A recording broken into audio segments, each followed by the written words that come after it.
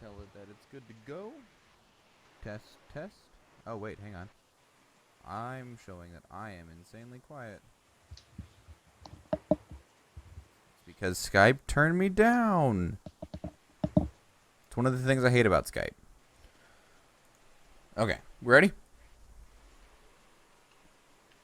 Yep, let's do it. Cool. Welcome to episode number 51 of the Castbar. The news is silent as we patiently wait just a few more days until Blizzcon. We have a couple top Reddit posts for you this week, a fun discussion about Heirlooms in our closer look section, a review of Spires Arak, and much more. Thank you and enjoy.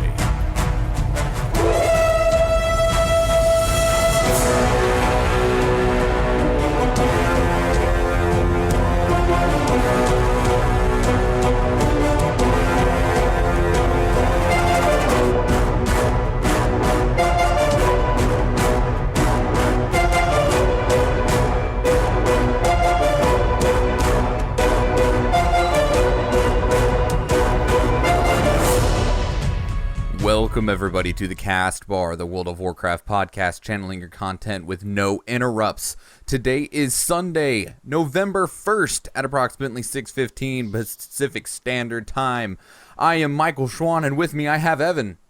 Hello, how are you? I am doing well, and also with me I have Florian. What's up? Not a whole lot. I have been just devoting my entire life to the cause of slaying rat men, and have just been wallowing away in their blood, also known as the video game Warhammer End Times Vermintide. It's really good. I just keep playing it so much, just so much.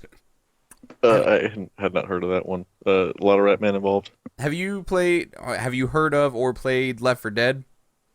Heard of, yeah. Okay, Florian, what about you? Yeah, I'm quite familiar with it. Okay, so, and you both know what Warhammer is, yes? I have a vague idea. Like Warhammer It's like- 40k, Warhammer Fantasy, etc.? It's basically what Warcraft was ripped off from. In some To be ways, totally honest. yeah, in some ways you are quite accurate in that. What Warhammer Vermintide is take Left 4 Dead and put a Warhammer skin on it, and then all the problems that Left 4 Dead had, fix those, and that gives you Vermintide, and change zombies into rat men, which I guess is part of the Warhammer skin. It's really fun though. Whereas Left 4 Dead only had like 4 or 5 missions, Vermintide has 13. A lot more of a solid story to it, and like instead of your characters just being 4 random people and there's no difference between them besides what they look like, there's 5 different characters, all that have different weapon loadouts, and you can get different weapons for each of them out of random loot that you get for completing missions. It's pretty great. I love it. Nice. Well, I'm glad you're enjoying that. I'm enjoying it with the muchness. What have you guys been up to this week? Oh, just hanging out. I'm doing regular old stuff. I take it that means you didn't get into the Overwatch beta. Yeah. Not for lack of looking to see whether I'd gotten in there. I did look. Me too.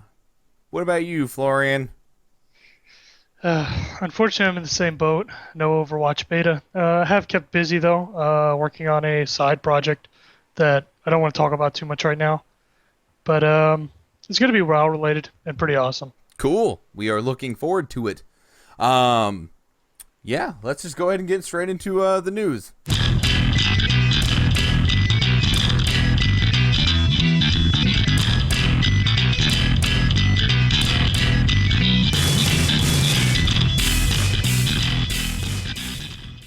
Welcome to the news, everybody. And the first piece of news is very, very, very sad. And that is that I am a failure, as I did not finish the Hallows Eve World event. And I don't actually have the boo sound effect ready otherwise, so boo, boo! Oh, yeah. I felt really bad about learning this little factoid. I'm sorry, Michael. That's a whole year down the toilet. For those unaware, my New Year's WoW resolution was to do what a long strange trip it's been. And, well, unfortunately, stuff with some of the world events isn't entirely in your control. Primarily the fact that Hallows Eve, one of the things you need to do is have every single costume wand used on you. I had them all from trick-or-treating all over the friggin' place. That being said, though, I can't use the wand on myself, and you can't trade them. You have to find someone else that has the wands, and there's 7, 8, 9 of them, I don't know. And I think I had almost all of them. I know I was missing the ninja and something else, but either way, I couldn't find someone to use their wand on me. Giggity. Anyway, and so, but you have to have that achievement to complete the world event, the world event achievement, which is credit towards what a long strange trip it's been. And so I have failed. And it sucks because, like, it's not even anything like I didn't try. It's literally just you didn't get what you needed from other people. Try again next year. You suck. That's the worst kind of achievement, the kind that's not actually in your control. And it's not like it's RNG of like a boss fight or anything either. It's literally, did someone in the community feel like helping you? No? Okay. Sorry. Like, you just like, yeah. And this is the only one that really has one of those. I mean, there's the ones where you need, like, you know, like a undead warlock and a gnome wizard and a minotaur whatever. But they don't have to participate. No. You just have to go find them. You're like, hey, I see you. Take these snowflakes. Blah. But this one, I literally had to have people use wands on me, which did not work. Did not happen. Not cool. Anyway, so. Actually, hang on. We're going to rewind that real quick. I wasn't the only one with a New Year's resolution. So, Florian, how's your gold gain going? Not as well as it could be, mostly because I kind of got sidetracked by Warlords of Draenor being terrible and having nothing for me to do. Oh, I am snap. significantly wealthier than I was last year, though. That's the one thing I can say is, you know, I've learned how to play the auction house. Good. And be smart about it. And I've very rarely actually been wanting for gold, whereas previously I was a pauper most of the time. So it's gotten better, but I'm definitely not as wealthy as I would like to be. And Evan, how is your foray into PvP this year? Yeah, really actually successful and immersive. I just didn't do it through World of Warcraft. It's been Heroes of the Storm. Well, PvP's PvP. It counts. Very, very well then. We don't actually have any other news this week. We just wanted to do a little bit of BlizzCon pre-talk. If you were going to BlizzCon, please have a good time. None of the three of us will be there. If you're going to the con before the storm, or you're going to any of the AIE hangouts or anything like that, we wish you all a safe, especially safe, fun, happy journey. And BlizzCon's this Friday, so that was not the one I wanted. There we go. Yeah. So, and we don't have any news this week because there's never any news 4 days before BlizzCon. It's just that. Why would they tell us anything now when they could just tell us that in 4 days at the big giant convention that they pay tons of money for? Yeah, they're not going to say anything probably, except Come to BlizzCon. Watch BlizzCon. Aren't you guys excited about BlizzCon? Hey, BlizzCon.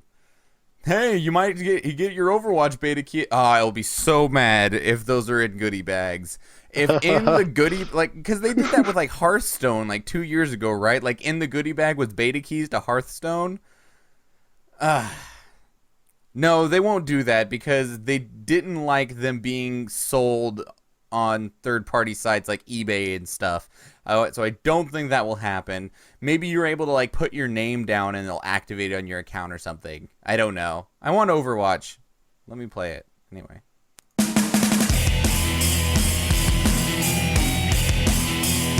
Welcome to the top Reddit post of the week.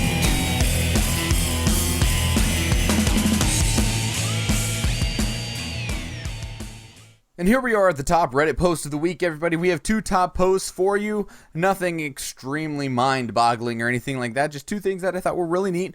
One is a Flash taskbar add-on. What this does is that you can minimize WoW, and then while you're doing other things, if you have a queue pop, your fly point ends, or combat starts, it'll make your little WoW icon blink in your taskbar.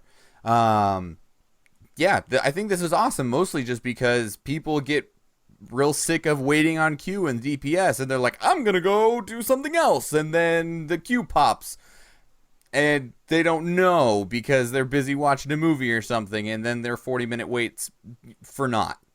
Nothing.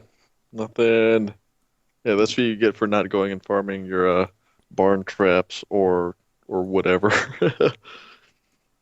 Why would you say that? Why? I don't know, have you been farming your barn traps? No. I haven't been farming anything. Oh, well, that's what the queue is for. If you're a DPS person, you have the most gold because you spend all of your queue time playing the game, not minimizing it. What? Makes sense. Does it make sense for you? Yeah, right. That's why people roll DPS, is they wanna have the most barn traps. They want to have the most iron ore. They're signing up for that long queue where they have to pay attention to their game window. They can't walk away. They can't minimize it. You know, you gotta be in it to win it. You gotta be really in love with doing those deeps because you're gonna be doing a lot of farming. So what's in their between, excuse for queue pops. standing in the fire during raid then? Oh, I don't know. But That's I like when they this, get to minimize and watch TV shows and stuff. yeah, if I'm dead. Yeah, which is another thing. Like, what if I resurrect you? What if I use my battle res and you're popping some popcorn because you figure you're out of the fight? I mean, I I'll don't know. just take a I don't bio like break this. now. I don't like this new add-on because it really means that the DPS people don't have to pay attention to their game screen, and that's not the way it should be. They should be watching that thing no matter what. Gotta keep them in the game. But like, what if they are playing like Hearthstone while they're waiting on their queue to pop? That's still in the Blizzard universe. Heck, Hearthstone is literally World of Warcraft's card game. Yeah, but when I need my stat food, who's going to be putting that stat food on the auction house? You know, nobody. Me, I'm a tank. I don't have queue times. I'm not out there farming stat food. You know, we need those DPS people forced to stare at their game screen for 45 to 80 minutes at a time. So you're saying that you are king and they are slave? Is that why there's only 1 or 2 tanks and there's like 17 DPS? Tank is king, healer is noble, DPS is peasant. Go farm my stuff for me, peasant. Go. I'm just saying some people select the lifestyle. Oh, all right. Second top Reddit post is, I actually face roll when I play. ... Enjoy. What this is that this is a post that has a video inside that I thought was very, very cool and that I wanted to talk about, and it's a gentleman that has muscular dystrophy, except in a very extreme case of it. He cannot move at all, except for his 2 thumbs. He's able to move 3 centimeters each approximately, and he can move his eyes, and that's about as much as he can move at all. And he plays World of Warcraft with new technology, which is awesome. He is using this neat thing called an optical mouse or a head mouse or something, in which it kind of works along the lines of the early technology that Stephen Hawking was using, of where it just tracks where your eyes are. So he looks at his abilities, clicks his abilities, looks where he wants it to go, and it happens. And then like he has a little like a little box that has the directional arrow keys, and he just looks at them, and that's how he moves. And in the video, it shows him raiding Blackfire Citadel, even. Blackfire Citadel. Black Rock Foundry. Wow. Blackfire Citadel. Black Rock Foundry. Whatever. Raid. We clearly care about warlords. Give us Legion. Blackwing Tower. No. It's confusing. No, I understand. Yeah, that's really cool, though. I like that a whole lot. Yeah, so if you want to see this new technology, just click on this post and click on the video inside. It's about 7 minutes long. It's pretty interesting. It starts out a little silly because it's explaining what's wrong with him. But if you understand what's wrong with him, then just move up to about 4 minutes, and you should actually get to see his setup and everything and him playing. And it's pretty interesting. Power to technology, making people who would otherwise be, well, for lack of a better term, vegetables, actually able to enjoy something in life, because I would be just completely miserable if I was this person. I would be the sad. No, no worries, man. I am very thankful that I do not have muscular dystrophy, because science and stuff and bad and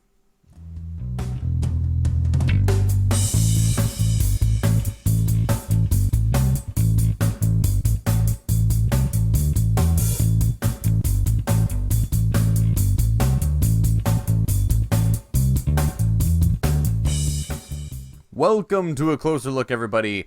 This week, we will be taking a closer look at heirlooms. The good, the bad, and the ugly when it comes to heirlooms. So if you are a newer player, you probably don't necessarily know what heirlooms are. There are these neat items that you can get that are gold rarity, not legendary, weird orange color stuff. They're this goldish color, and they can be traded to any character, and they level up with your character. So, we'll just go ahead and talk about the slots that are involved, and pretty much you can get an heirloom. Am I right in this, guys, that you can get an heirloom for everything except for bracers and boots? Yeah, that sounds about right. No belt either. No, you can't get a belt? Okay. Is there anything else? No, that's pretty much it. Because you can get the trinkets, you can get the ring. Yeah, I think that's it. I think there's everything but bracers, boots, and belt. And I'd also like to say that the ring slot is a little weak, just because it comes from the fishing extravaganza, and it's just kind of meh. But it's there. It's a thing. So first I want to talk about weapons versus armors. The biggest difference is that weapons give a strong translation into your character's power, your strength, and armor generally always has a boost to experience, which makes you level faster. What is your guys' thoughts on the difference? Like, do you think that it's a little imbalanced, or is the trade-off okay? All the armor pieces don't have EXP gain on them anyway. Just a couple of them do, I believe, right? I know that legs, chest, shoulders. What? Cloak. Yeah, cloak, shoulders, and helm all do. Helmet does as well? Yes. So nearly everything, but the trinkets don't, the rings don't. The trinkets have extra effects, and the rings do, but those are really hard to get. There are a couple different sources for them, but I don't think it's like a trade-off, as far as the weapons not having an EXP gain, but the armors do, like, having the EXP gain. I think most of the time, if I had to choose, I only had a limited amount of gold, and I was going to go for a weapon or the EXP armor, I would go for the EXP armor. Making leveling faster is going to outweigh the benefit you get from having a super great weapon, especially as a tank or healer, where your weapon isn't really going to affect your stats all that much. And really, if you're getting heirlooms, it's because you're leveling up character, and leveling up faster is better. Yeah, absolutely. I mean, in almost every case. What are your thoughts, Florian? Yeah, I would about agree with most of that. I mean, it seems... I'm really not sure, honestly, what to say about heirlooms. They're okay. You level up faster. It's fine. I'm a very neutral person on heirlooms. I'll let the conversation... Yeah, I'll let you guys continue and kind of come in when I have a coherent thought. Sure. Okay, so and there's two ways you can get heirlooms. There's ones that are purchased, and there's ones that are dropped. The dropped ones really are like the ones that came from Garrosh, and now you can get these new mythic, no, well, not mythic, you can get these new trinket heirlooms that come from the mythic dungeons. Now, the main thing that I wanted to discuss on this, and Florian, I think this is something that you'll actually have an opinion on, is because it does tie a little bit into Legion, of that a lot of the times, if you're fully decked out in heirlooms, you get no excitement, no joy out of any loot. Like, any loot that drops, unless it's like a toy or something, you just really just don't care. You're just like, I'm wearing heirlooms. Trash it, dust it, sell it, enchant, disenchant it, whatever. And you just don't care. You're purely just focused on grinding out the levels when you're stacked in heirlooms. And it's funny. What? It's funny, yeah. Sometimes when I'm fully heirloomed out, I don't even loot corpses. Yeah, because it doesn't matter. You're just like moving through. You're just like, well, nothing that drops matters. You only care about the experience that comes from enemies, which we are going to have slightly similar effects moving forward into Legion with the artifact system. There are no weapons in Legion, so you get your artifact, and that's your weapon for the entire expansion. Now, you will still have armor drops, but generally the thing that people get most excited about is a new weapon, right? At least I do. Yeah, I would say so. It's a marked power increase, I think, especially because a lot of abilities at least used to be dependent on your weapon's DPS, you know? It's one of the most visible parts of your entire ensemble. Um, yeah, I mean, that's going to be a big adjustment. And what do you think on this, Florian? Because it's one of the things that, for me, makes leveling up very droll, because we've talked about this before, of that one of the exciting things about Warcraft and about gaming in general is what you get for what you do. And, you know, it's what makes Diablo a great game. Grinding through this, waiting to just see another orange light appear, another green light appear. But when you level up with Heirlooms, you have none. Just nothing that drops matters. And that's definitely the biggest weakness of Heirlooms, is that it makes all the loot so irrelevant, which is a problem in any RPG because loot is a big aspect. You want bigger loot. You want to get excited when you get sweet drops, and Heirlooms kind of throw all that out the window. And it kind of almost diminishes the RPG aspects of WoW because you're not upgrading or thinking about your character's equipment. You're just mindlessly mashing buttons as you go through dungeons and quests and level up. And it's something that I feel it makes the leveling experience faster in terms of the total amount of hours it takes to level up a character, but it seems to somehow, I want to say, it takes the soul out of the game. You're no longer getting that experience of playing a role-playing game. You're just kind of racing to the finish as quickly as possible, which is fine for players who've seen the content all the time and all they want is another character at max level so they can play a different class in a raid. But I just feel like it's something. It takes something fundamental away from the experience that makes it no longer World of Warcraft anymore. It's just a different thing.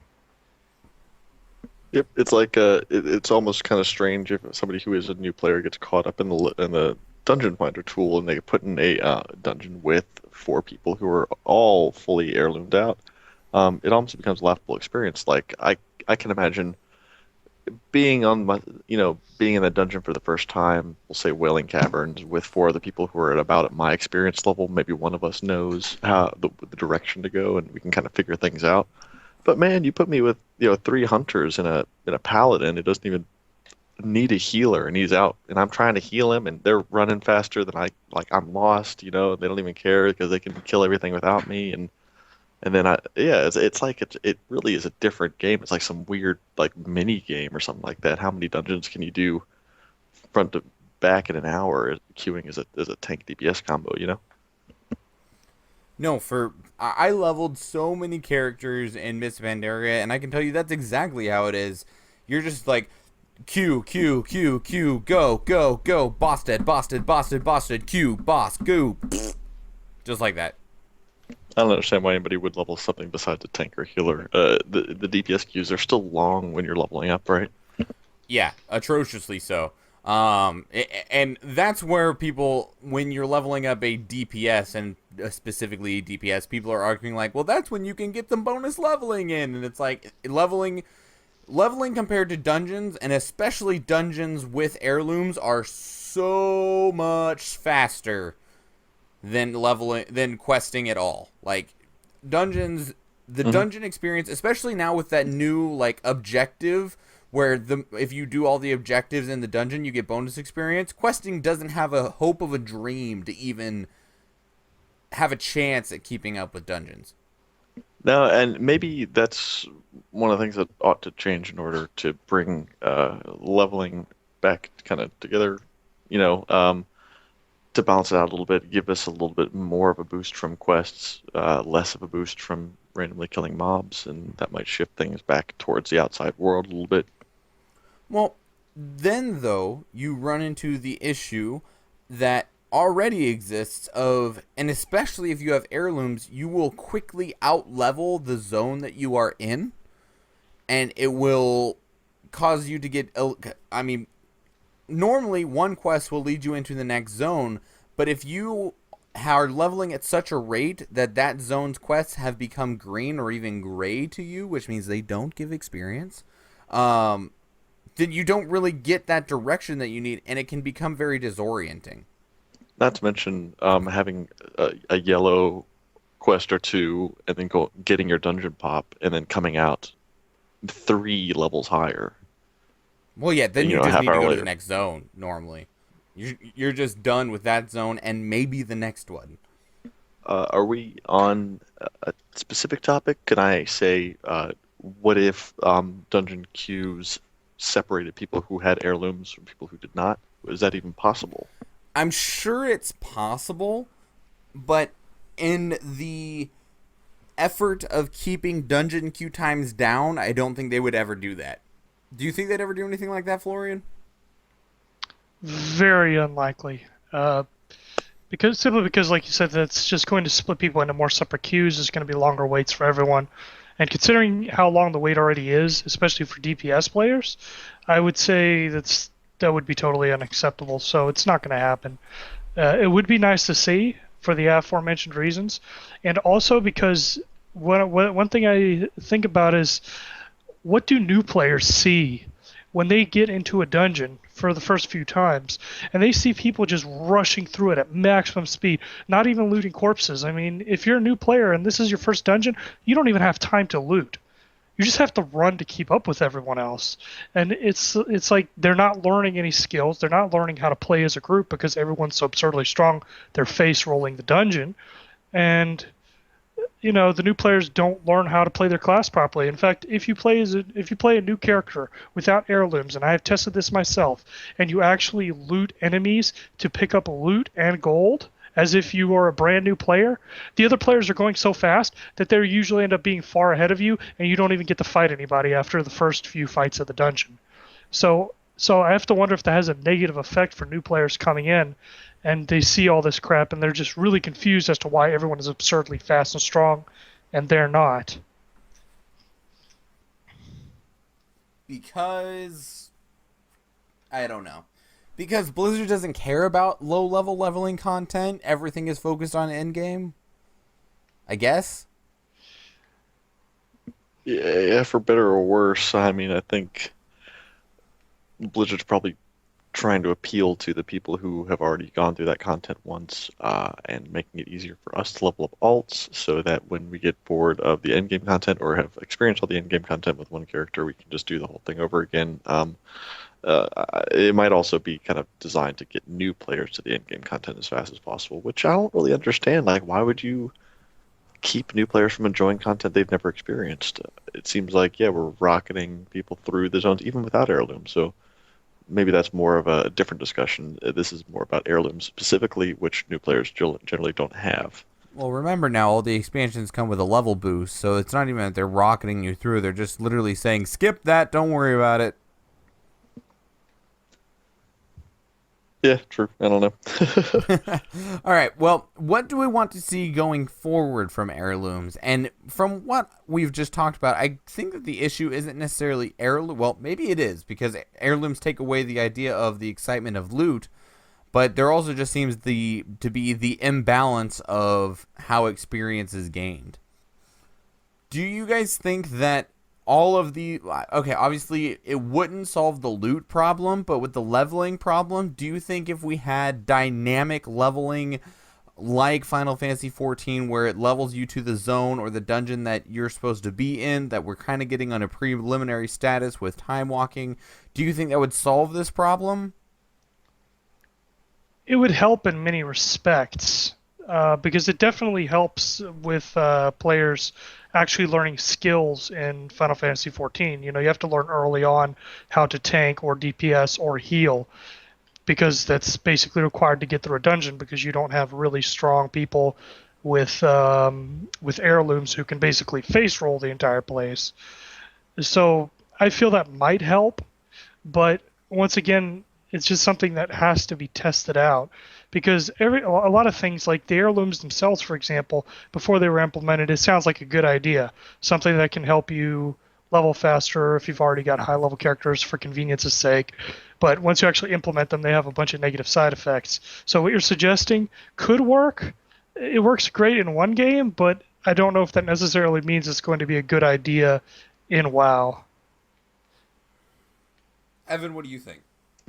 The problem you're saying is that the heirlooms with the bonus to EXP make leveling too fast. That it's kind of like a whirlwind. And that's a problem you're saying. What do we want to see going forward to see it kind of addressed? Just that, like, one, it does completely neutralize loot, and two, it just kind of completely negates the leveling experience to just a pile of numbers, essentially, of I just need the biggest numbers, and these lets me get bigger numbers so that I can get a different number faster, so that I can get to that top number as quickly as possible, and nothing in between matters. Yeah, it's really the thing that we've talked about before, which is Blizzard taking everything that's tedious and not 100% enjoyable and taking it out of the game entirely, or making it optional. You can level a character without heirlooms if you wanted a little bit of a slower, more realistic experience, like Florian's tried. I've tried it too. It's kind of rewarding, but like still you're affected by that culture, that heirloom culture. What do I want to see going forward? I want to see like I don't know, more heirlooms are. They're like there are even more heirlooms now than there ever have been before, right? Since Warlords even. I want to see Bracer and Belt on there too. Let's just make it ridiculous. Let's give me my full heirloom set. Give me another way to get heirloom rings. Let me level a character from 1 to 90 in 20 minutes. We might as well go full hog here, and just throw the baby in the bathwater and the bathtub out altogether. Sure. Well, hopefully, maybe, coming this Friday, we'll hear something a little bit about what they might possibly have to do going forward when it comes to this idea of the leveling experience, since there's a lot of really great content out there that is just being ignored, and that's unfortunate.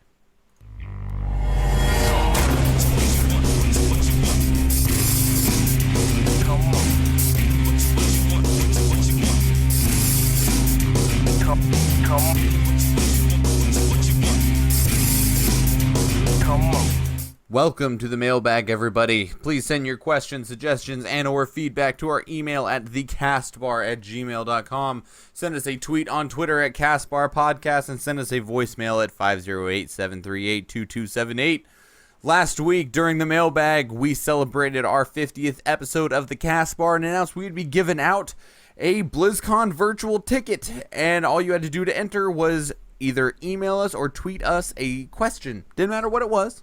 Could have been our favorite color, could have been WoW related, could have been not related, but none of you did it. We didn't receive a single email. We didn't receive a single tweet on Twitter asking a question. I did receive a tweet from last week's winner of the mount, and I am currently working with him to deliver said mount, but we didn't get any questions from anybody, so we can't give anybody a BlizzCon virtual ticket. Yeah. I don't have anything else for the Mailbag. I guess nobody actually wanted a virtual ticket. I'm sorry. Going forward, though, and this is, again, asking me to add for feedback, I guess, with future giveaways, and you can let us know either via our email at thecastbar@gmail.com or on Twitter at Castbar Podcast. Let us know what you would like to see from a giveaway. What interests you? That's all we need to know. We would like to give you more things. We tried to give you something now. So just let us know what you want, and we will see if we can't make that happen. Let's get into the review.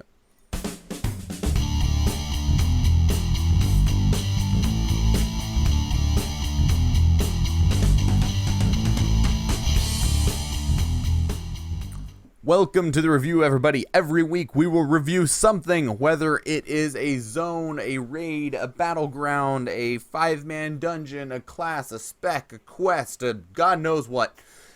This week we are going to be reviewing Spires of Arak, the questing zone whose levels I do not know, what is it, like 96 to 98 in Warlord. What? I'm sorry? Yeah, thereabouts. I think you'd actually hit 100 in the zone. Well, you can. Its actual recommended levels, though, I think are 96 to 98, because Nagrand is supposed to be the final one. Anyway, doesn't matter. It's going to be reviewing that zone. We split the review into 3 sections: ambience, gameplay, and lore. Ambience being everything you see, hear, feel, etc. Gameplay is obviously the way that the game's content is delivered to you, and then lore is the story, because Warcraft would be nothing without it. Launching straight into the ambience, and maybe just a little bit of lore. I love the way that you get introduced to this zone. It's a very free-flowing thing that just kind of happens naturally that you come across while you are questing in Talador. You are questing, and then you see a bunch of the... You run into quests for some of the... my brain always just calls them sketties. What are the broken bird people called? Arakoa? Yeah. Or not sure. What are the unbroken Arakoa called then? Florian? I can't remember off the top of my Or do head, they to be honest. Are they both called Arakoa? Anyway. They're both Arakoa. They're 2 different flavors. I One of can't the, remember what the different names are. outcasts. Yeah, one is the pure breeds, and the other ones are the cursed ones, and you're helping the cursed ones. And Spires of Arak, when you just leave Talador, which is this big, bright, open, almost kind of like a field with some trees in it, Spires of Arak is very cramped and close and dark, and the trees give a lot of canopy, and there's lots of shadows, and the mountains are real close to you. It's such a just blatant contrast to what you had just left that it's almost like a little bit uncomfortable at first, just because you went from super open to super squished. But what they did with the zone, I thought was pretty neat. It has such a neat... It's not quite like a maze, but you could easily find it to be that way. Fortunately, Warcraft isn't real big on mazes. With that said, though, I mean, you just really get this sense of that this is a place... To me, this is a place, and I am trying to use words here. My brain just keeps just going... Anyway, this place has the goblins there. It's like the goblin cartel type people, and they're doing bad things to the environment. And this whole zone kind of has that feeling of like, if you needed a place to hide, you could go hide here and never be found. But at the same time, someone could kidnap you, bring you here, and you would never be found. Yeah, it definitely has that really shady sort of ambiance to it. That not a lot of areas in WoW have. And they did a lot to build that, not only with the way it looks visually, but also with gameplay elements. For example, one of the upgrades you can get for your garrison in this particular area is a merchant who's, I think, sort of like a fence type guy who deals with stolen goods and gets you stuff. Yep. And there's a lot of shadiness basically to this area. Yeah, definitely. And it just gives it such a unique feel, because not a whole lot of places in Warcraft, like you said, have this type of ambience in them that just really kind of makes your skin crawl a little bit. Kind of like, like if I walked into an alley I maybe shouldn't have.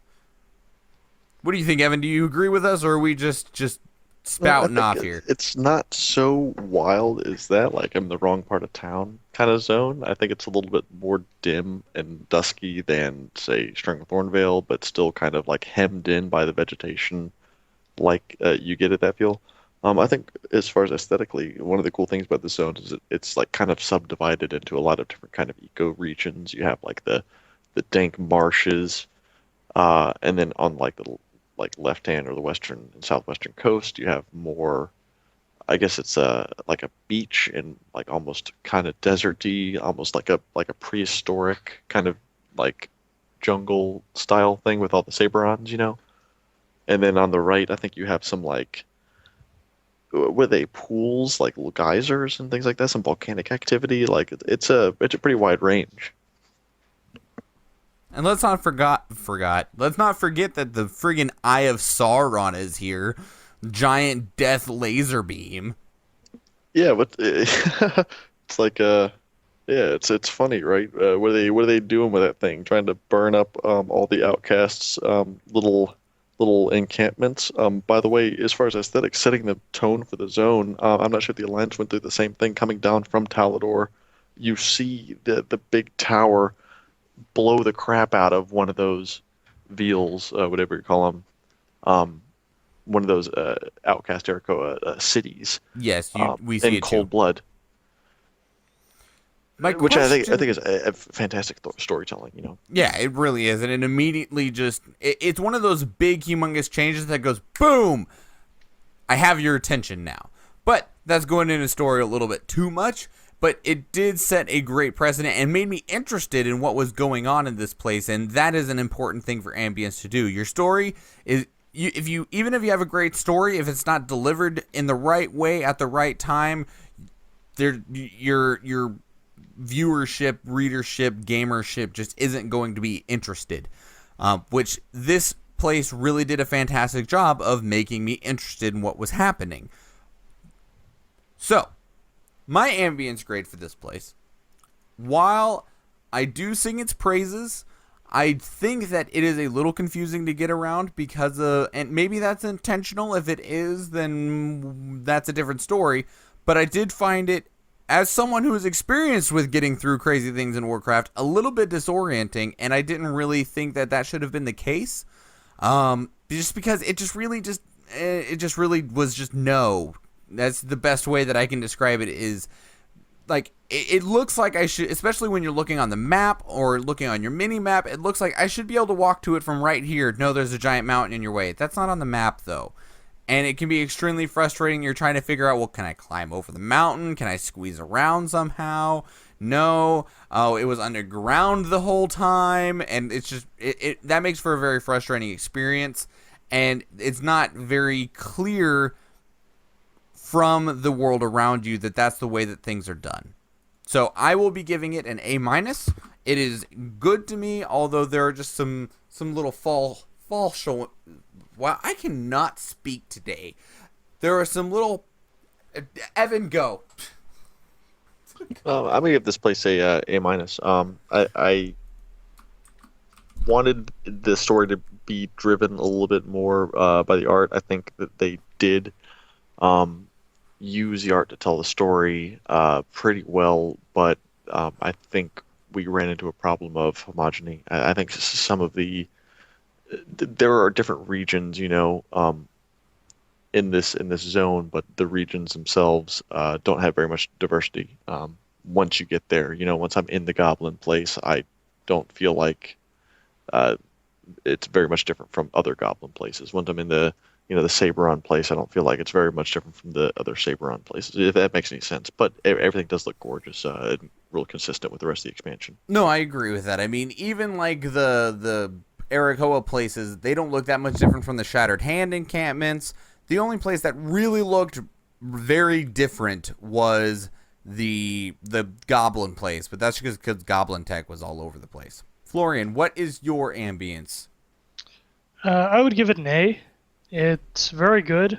All around, it does a good job of setting up the feel of the place, and I really like the contrast between the sort of dark, seedy main areas and then the bright, shiny, beautiful areas that the, I guess, unbroken Arakoa. I gotta find out what those guys are called.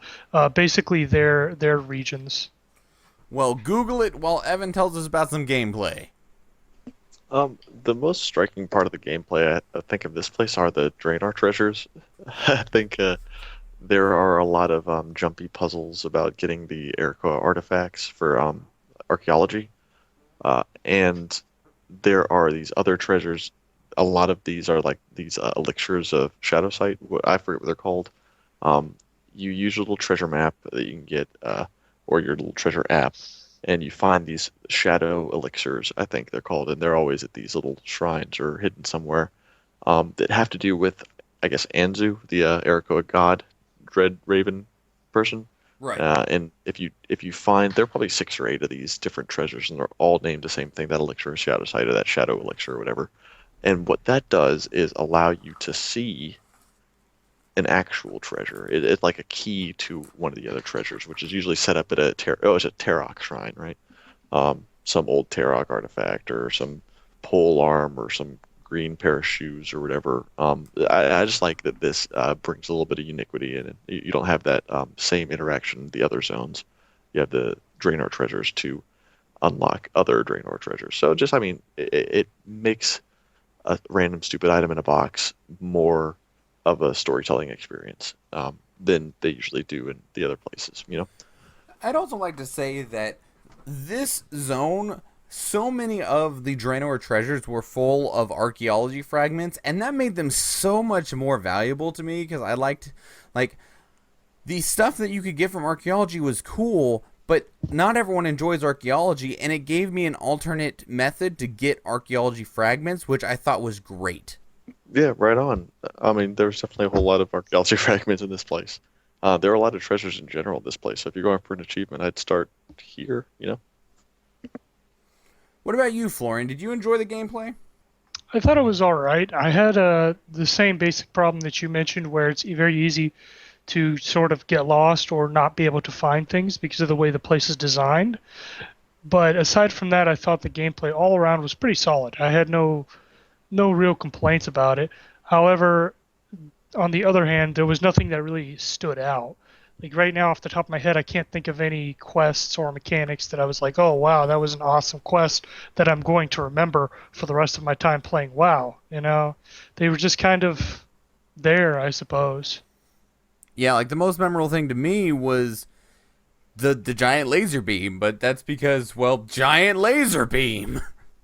Yep, the most memorable thing to me about the gameplay of this place was trying to get probably something this Florian's trying to describe. You tried to get it to a quest location in the south, and trying to get there by crossing over like Laughing Skull territory, like going up and down a mountain, tons of mobs. I'm like, where's the path that takes me here? It was hard to find. Which, like, I understand that that is a very natural thing that could happen, but I think in this type of game that makes for bad gameplay. Like, especially with how story-driven Draenor was. Like, the entire thing about this was just story, story, story, story, story. And if you are making it difficult for me to experience that story, I do not find that to be a good method to go about your game.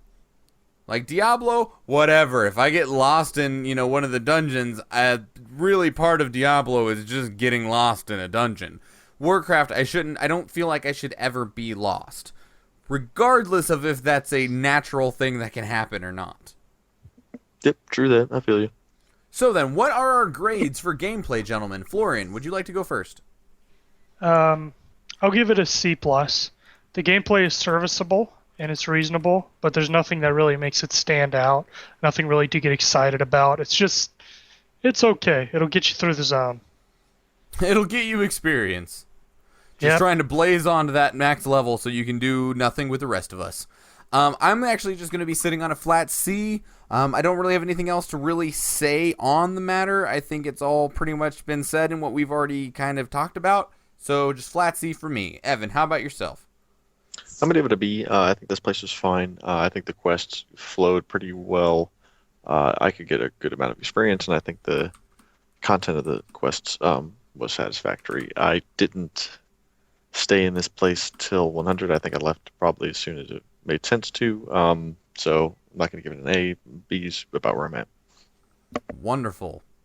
Florian, did you get a chance to Google the mystery and have a chance to tell us a story? I did. It turns out we couldn't remember what they were called because they're called several different things in the game.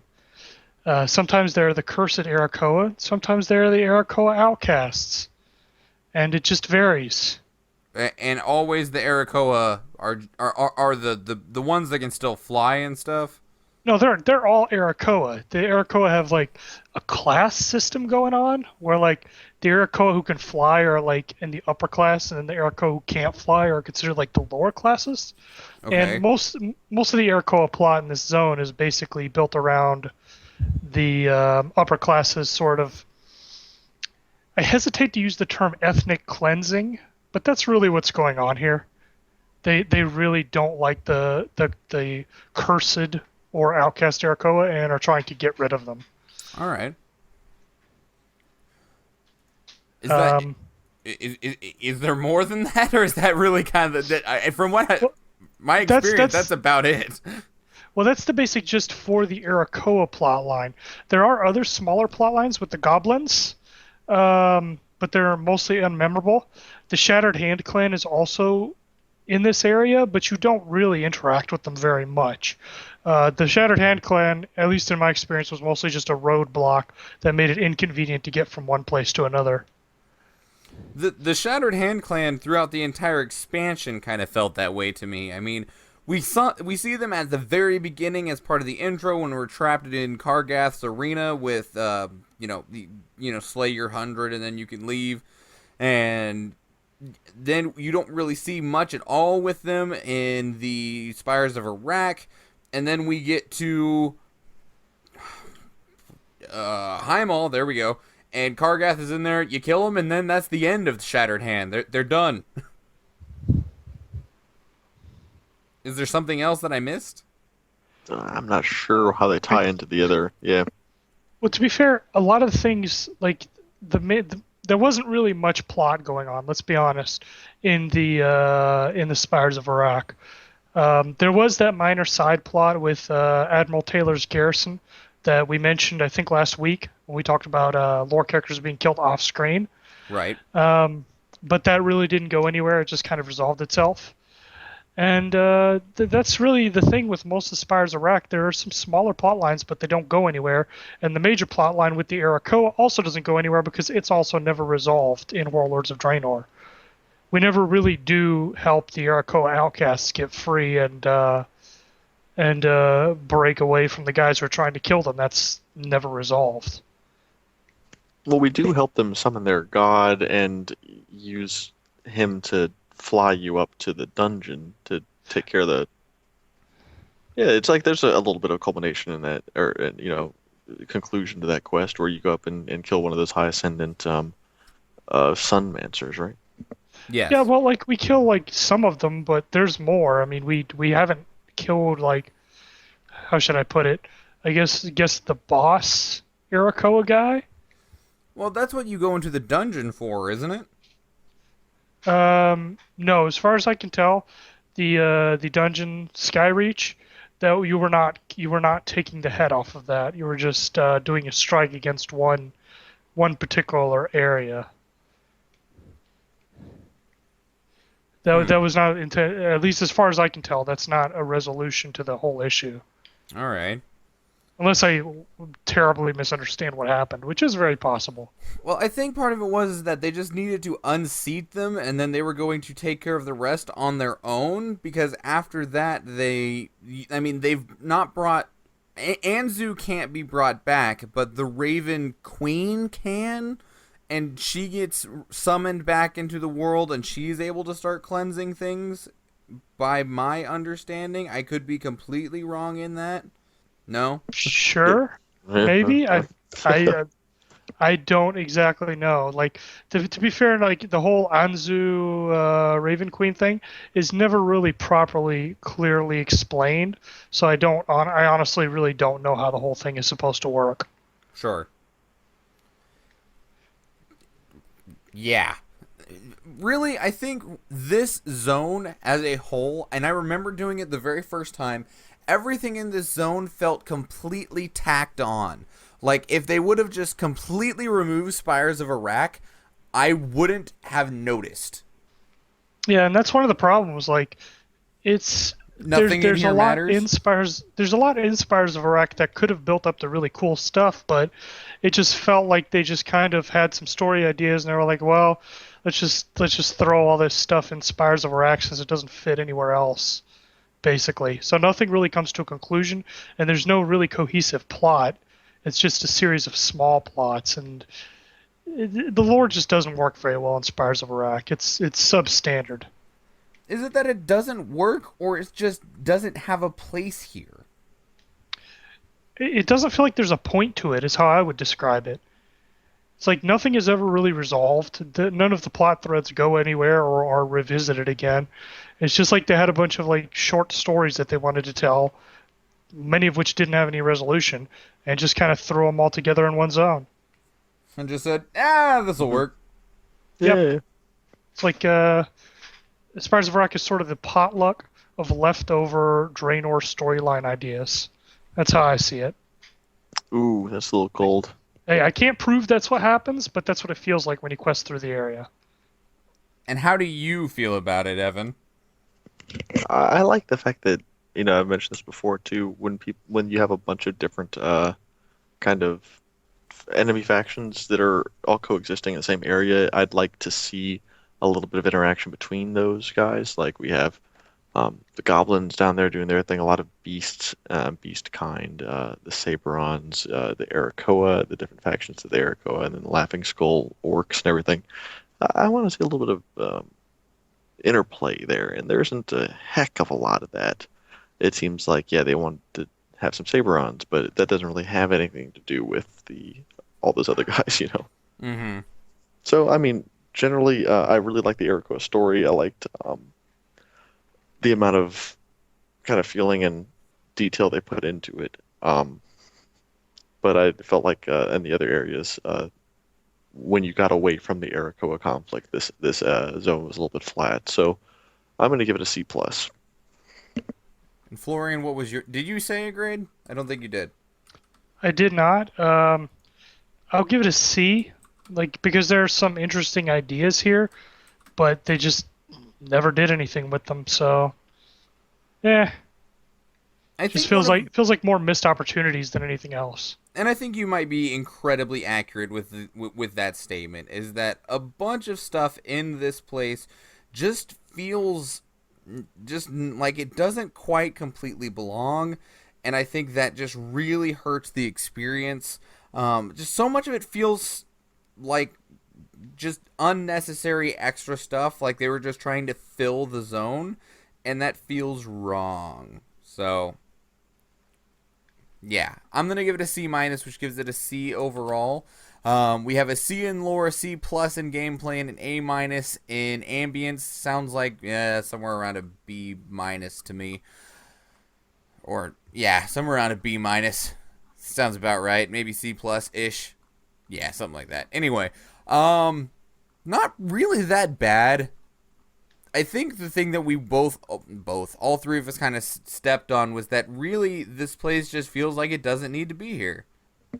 Yeah, I mean, we have a little bit of the Arakoa starting the story in Talador. We see a little bit of them. There's an outcast tribe over there. There are some ascended Arakoa up there too, and they do a little bit of mischief. We stomp that out. I like that we dig into that a little bit more. The other storylines fell off, but I mean, yeah, I wouldn't say strike it off the face of the map. I'd just say condense the zone down to focus on basically that conflict, and then you don't have any fluff around it. All right, then. Evan has spoken. Yeah, you better listen.